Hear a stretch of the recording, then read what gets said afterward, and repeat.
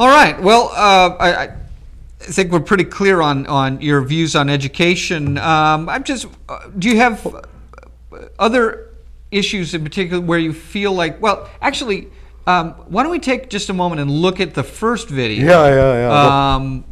Because I'd like to just address This is your son's masterpiece, actually. Right. One of them. So this is my the first video to kind of launch Paul's campaign. Let's take a look at that. Yeah.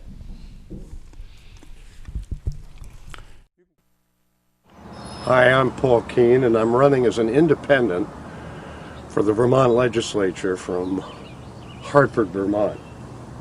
And this is my dog Nemo. Nemo, say hi. Come on, baby, say hi.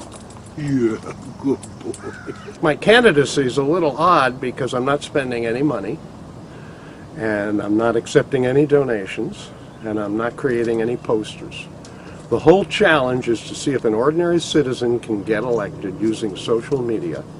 But it isn't that I have been a teacher for 25 years. It isn't that I have 4 college degrees, one of them from a Vermont college, Middlebury.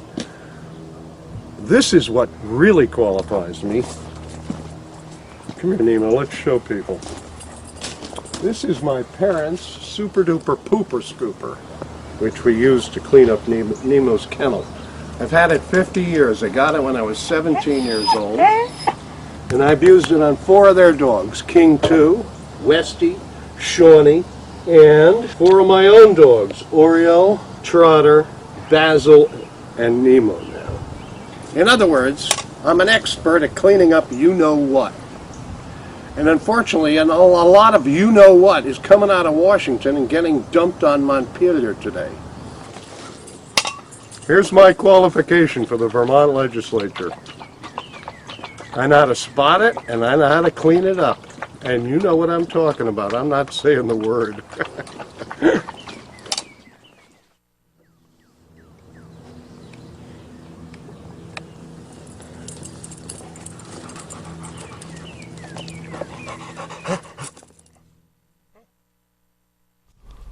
So let me turn this thing around. Yeah. If you Google this, PKvermonter, One word. you can go to, this will take you To my Facebook page, the 2 YouTube videos you just saw, and my blog. My blog is called A Cranky Yankees Uncampaign for the Vermont Legislature. And if you go there, I think you've got a lot of material actually online. Oh, there's a lot of material. Yeah. That will give you a sense for Paul and his personality and where he stands on a variety of issues, which we didn't hit a lot of the different issues that, besides education, obviously you feel very strongly about that, and you feel strongly about the Mount Yankee nuclear power plant, but you've also taken stands on other issues as well.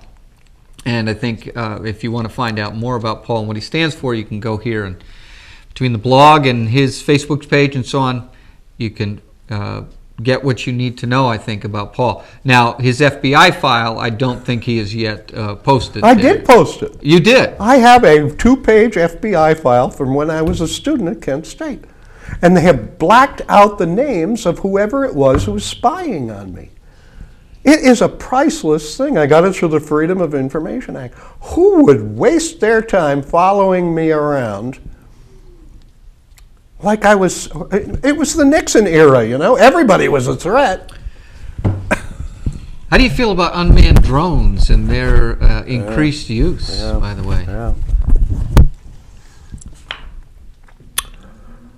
You know, I have a theory that when the human being's finger pressed the button in the Enola Gay and the atomic bomb was launched, the definition of manhood for all time that had stood up until this time as combat between 2 people was obliterated. Because that finger could have been a baby's finger, a monkey's finger, Finger of God. A grandmother's finger. And I feel the same way about the unmanned drones. It's cowardly.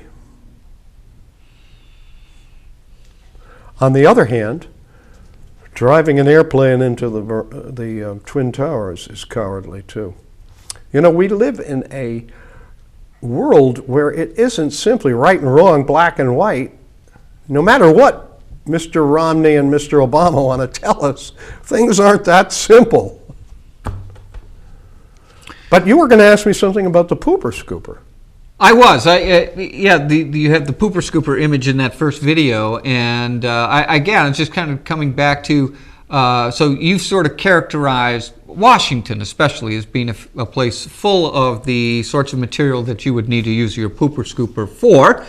Are there, besides the tendency of Vermont to be kowtowing to the federal government around education, are there any other areas where you think that the effluent is flowing and you need to do your job in the legislature? At least point out that it is, in fact, something that needs scooping. Is there some other tendency or even a worry that you have that we may be going in this direction and you need to help stem the tide?